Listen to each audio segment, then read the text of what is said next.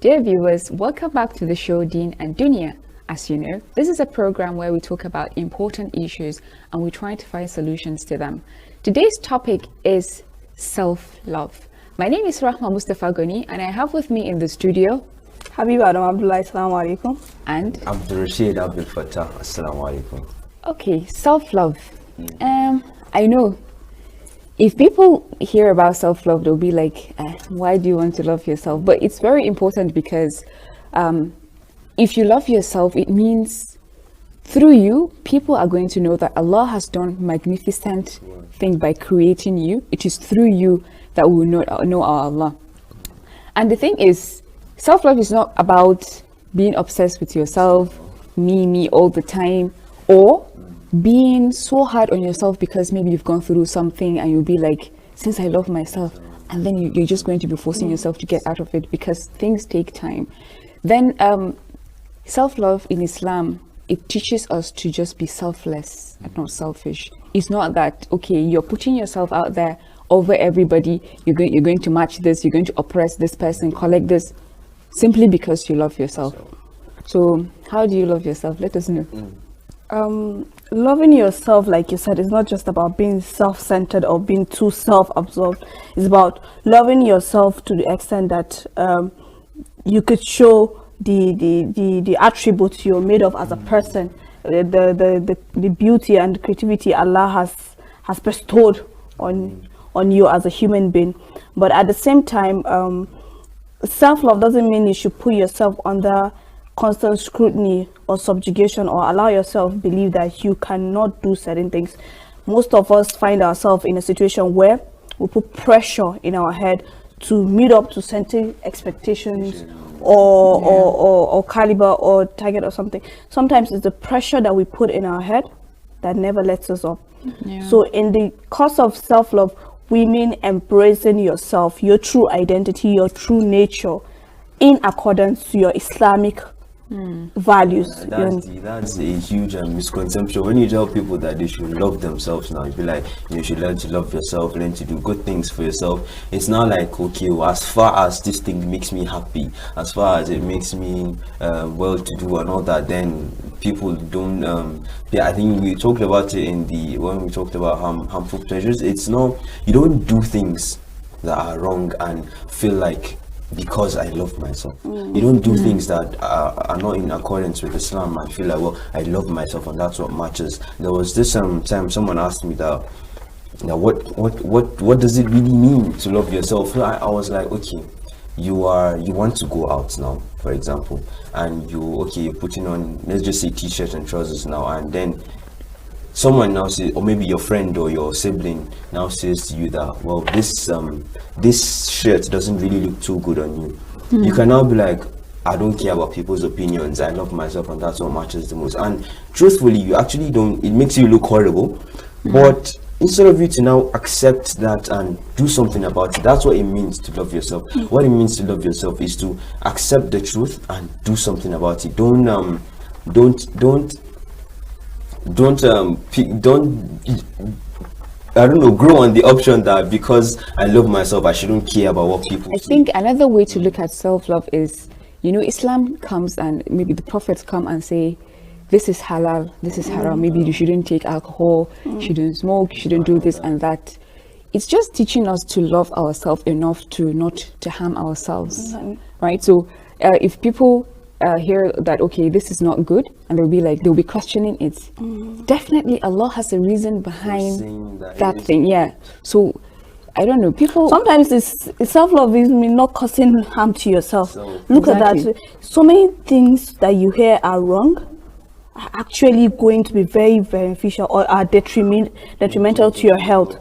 So why indulge in things that would make you harm yourself? And then at the same time, self-love should also apply to the way you love yourself, love your neighbor, or the things that you don't want them to be done to you, don't do to another person, because what goes around comes around. There is the law of karma too, if we apply it in our everyday life. And also the concept of self-love that we always misconstruct is having to say it's on vanity. Maybe self-love is spending on myself, You understand? And all tell that. you We forget that something it's about also about Chiba. building strong character, good etiquette, somebody that will make you add value not just to yourself but to your society, somebody that the society would look as a beacon.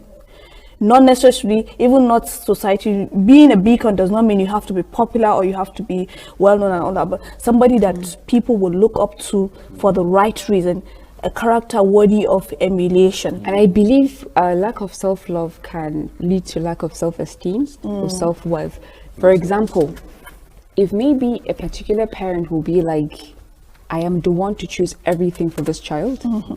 These children sometimes they grow up not having that self-esteem. They will seek validation from the family.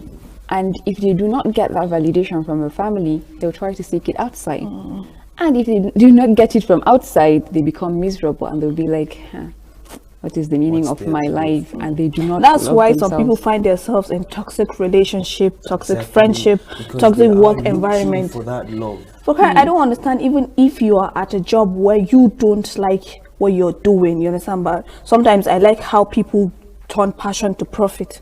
Sometimes people will be in a job that they don't like what they're doing, but they keep pushing, you know, that thing keeps making you miserable. Love yourself and all that.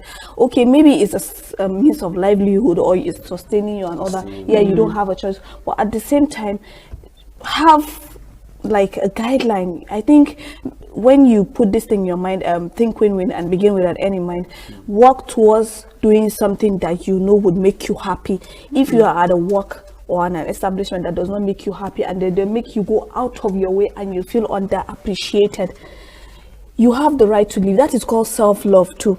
Love yourself enough to take care of making the right decisions for yourself. You see, the problem is not really about being able to do this. It's people who not understand that it is okay to do things for yourself. You cannot be in an environment where you are undervalued and just because of the attention that you get, then you choose to stay there. It's because you're lying to yourself. They don't get the love from anywhere else, especially with that instance of toxic relationships. There is no love. You're finding it hard to love yourself, and the one person that showers you love also treats you like you're trash. That same person will show you that for the sake, because of that meager amount of love that you're getting, it now makes people unable to leave toxic, not unable to let go, and now they keep on staying there. It's affecting them. You know, now that you said that, let me give you an example. Now you come and say, please Rama, let me have your charger for a moment. And then I check my phone and see that, okay, I have just 2% and maybe I have an urgent call to make. Then as a kind person, if maybe I'm not going to use the charger, I'll say, okay, you can have it, right? So, but when I check and then I have 2% and I need to use it, I'll be like, Abdul is going to think that I'm not a good person or something like. Let me just give him.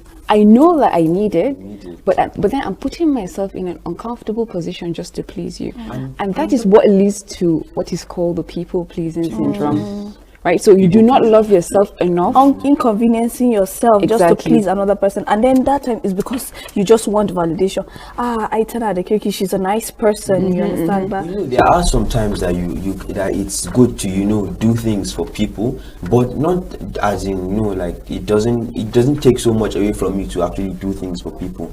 But when you are suffering, and then for the sake of I don't want them to look at me. The problem, the person might not actually look at the person might be like, oh, okay, that's true. You actually have to use it. The problem with people pleasing is that if I do the thing that you want me to do, it's not like I'm going to feel happy. I'm just going to feel relieved that I've done what you want. And then you will not go with a particular mindset about me home. Exactly. It's something as flimsy as looking for a pen in the bank. You understand that? We always go to the bank without buying. You understand? But you're always looking for somebody's pen. And I understand when you're writing and then you cannot give it to me. But when you're done, okay, let me just use it quickly and all that. Some people will not want to give you their pen because maybe they will just finish and they'll forget to pen. Exactly. Why didn't you come with your pen? Common sense. But people lose pens. It's just something. But me, I don't take it personal if you don't give me your pen. You have your reasons. Maybe it's your lucky pen or something like that. You understand? But it's another thing that which we fail to look at. Just the people pleasing needs to stop. Just because you want to please somebody, then you make yourself uncomfortable, you understand, but be in relationship or businesses or in marriages that will just, you're not happy, but you're just there for the sake of let them not say. Let them not say has become a major setback, a major problem in our society, and it's killing a lot of love. Now, coming back to being able to love yourself, I think when you look at it, for you to be able to love yourself, you have to be aware of what you like and what you don't like. You have to be aware of the things that make you happy, the things that make you positively happy, the positive things that make you happy, because a lot of negative things can actually give you short-term happiness, and then after a while it still gets worse. So you need to actually settle down and look at the things that you want to do. Look at the things that will make you happy, that will make you feel fulfilled. Some people will by volunteering for causes, with NGOs, it makes them feel happy, makes them feel fulfilled. They feel have a sense of purpose. I've been able to do this thing for this person. It makes you feel good inside, makes you love yourself more, because you now know that you are worthy. So it's not like you won't allow yourself to be pushed to the lowest limits, because you know that you are making a positive change in some. But then don't go into charity and you don't have money. If charity begins at home, or your relatives don't have food to eat, you're giving to another person. You need to look at those things, the merit and the demerit of those things.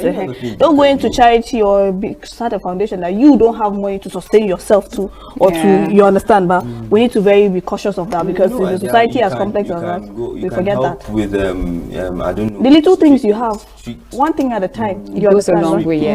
Dear viewers, it's still the show Deen and Duniyah, and the topic is self-love. Ask yourself, do you love yourself enough? We'll now take a short break and we'll be back. Stay tuned. And the topic is self-love. So talking about self-love, now for example, if I say I would like to do something and it's not common, maybe in my culture or in my own part of the world, and people will be like, no, don't do it. And they will try to talk you out. For example, I was discussing with you the other day about making videos as a hijabi woman and all that. So, but the thing is, if another person now tries to do the same thing and they become successful, they'll be like, yes, what do you think? She has put herself out there. She's knowledgeable, all those things. And then they will turn around and shame you that, see, you're a failure because you did not go ahead to do what you love or what you like to do. I think that also comes with the notion that, okay, you yourself, you find yourself saying you cannot do it and you find validation in somebody else. But if you believe, like, I think in one of our episodes, we were talking about, one of our guests was talking about affirmations, you understand, talking to yourself, knowing that you can do it.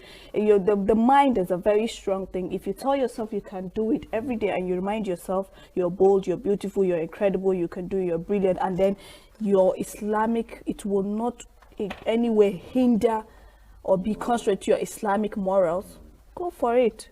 Since you know that there is no place in the Quran or the Hadith that tells you, I'm not allowed to do that. Because as long as we know, the history of Islam has not allowed women to be subjugated in any way. It has been a religion that has been fair to us, liberation for women. If you look into Islamic history and everything about Islam, yes, we stand for. So as long as we need to shy away from that sociocultural prejudice, the morals that contradicts the Islamic values. Sometimes it becomes a problem for you to go further in life to excel.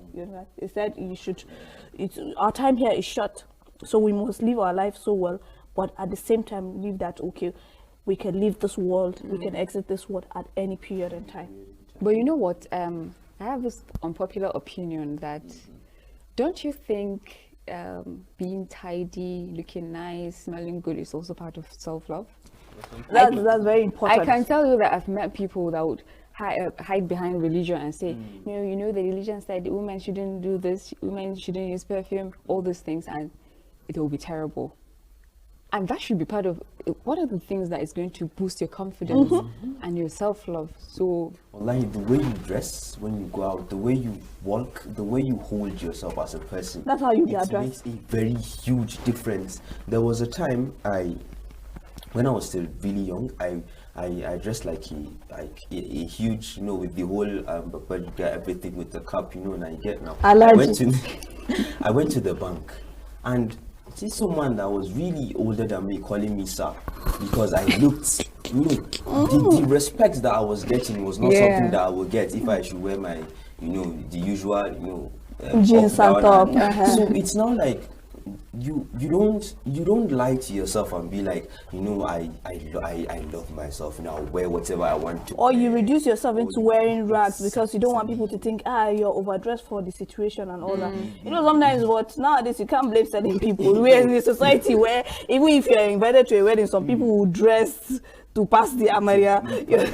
But we're not saying, but come on, just because there is Islam has put a certain guideline for us to come out, you understand, but be modest and all that, and thoughts and exactly. Much more. You There's can't even go out another way to smelling. look at it. For example, if cleanliness is part of godliness, Exactly, then that's you're very setting strong. an example. Okay, I'm a Muslim. I need to look this way. I need to be clean or something. Some people will go to the masjid looking dirty. You're going in front of Allah to worship Him. So why won't you be your best There was a time version? in my madrasa, my malam was telling me that if the way we get dressed when we want to go to a wedding or something, if we could only do that when we are about to pray to God, the malaikas, they all around, the saints, everything, that is very good. Why can't we do that? Get all dressed up. But sometimes, you know, we just carry the hijab any time and wear and just pray and all that. Even sometimes during Ramadan, you know, sometimes there's the miswak now. Sometimes, you know, if you're fasting, there's a way your mouth will smell. You just think, ibadah, yes, it's your deen. And it has its virtues as well. But at least there are options, you understand? But like you said, cleanness is next to godliness. Just because Islam says we should not entice the... So there's deodorants you could use. You cannot go out to the public and smell. That one too, it's another thing to talk about. You see somebody in the crowd, you cannot even stand the person. Or when you're in the mosque, you're trying to pray, you're in you understand that? And you're disturbing people. It's uncomfortable.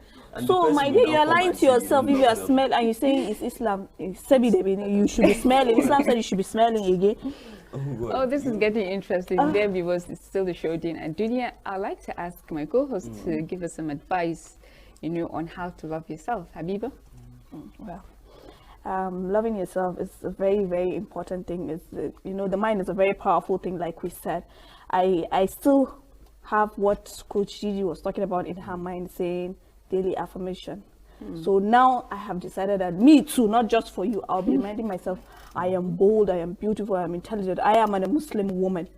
And then Allah has endowed me with such things so that I would share my intelligence. I would do whatever it takes to make positive impact, add value to myself and my family and people around me.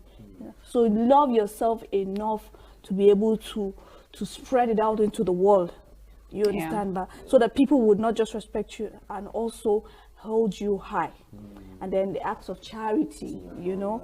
We are not saying you should discomfort yourself, you understand, but if you have the means, if you have 5 new clothing and you think you have to, you can give 2 or 3. No, don't be, you understand, but you have to be comfortable to yourself, understand, but not at the expense of, don't go and give out something at the expense of your own happiness or anything, of your own well-being. If you're sick, you are not saying that charity is a must. When you have the means, you can do it. So please, let's love ourselves enough, and also in loving yourself, don't be too selfish and too self-centered, and be self-absorbed. It's So very Abdul Rashid, important. we need advice. There is a friend of mine, Faiz. I learned a lot from him. You see, when people are like, because he was actually a bit short, so people are like, oh my God, you're short too, and you'll be like, I still fine.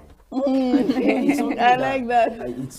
It's something he always says it, and you'll be like, we'll find back. Like that kind of thing that you even begin to start feeling him. He made a lot of people to like him because of how he was able to. He was able to. When you tell him something he's doing wrong, he will pick it. He'll pick the positives out of it and work on himself. So it's like you need to know yourself in a manner that when things happen, you know where to go. You should take the positive parts from your past experiences and use it to improve on yourself. you can never stop being a better person. You can never stop improving on yourself. So from time to time, really try to make yourself, just look in the mirror once in a while, be like, I'm fine, like I'm pretty, I'm handsome, I'm beautiful, and all that. Learn to be able to put yourself out there when you want to, in a manner that does not become detrimental to you. Yeah. It's be able to express yourself and tell people. And when someone does something, if you don't like it, try to be able to explain to the person that this thing doesn't really, it's not. And some people might be bullies, and once you see that you've tried once, you've tried twice, please just cut off. These are Don't really disturb good yourself about advices. it. Thank you very much. So, they say if you love somebody, you're going to treat them with so much care, love, support, you pamper them. So why not do that same thing to yourself? Love yourself enough. And I will tell you that you're a creation of Allah. You have no limit to anything you can do. Exactly. You're powerful, you're intelligent. So whatever you want to do, so long as you do not disobey Allah, just go for it and you will be fine. Dear viewers, it's still the show Deen and Duniyah.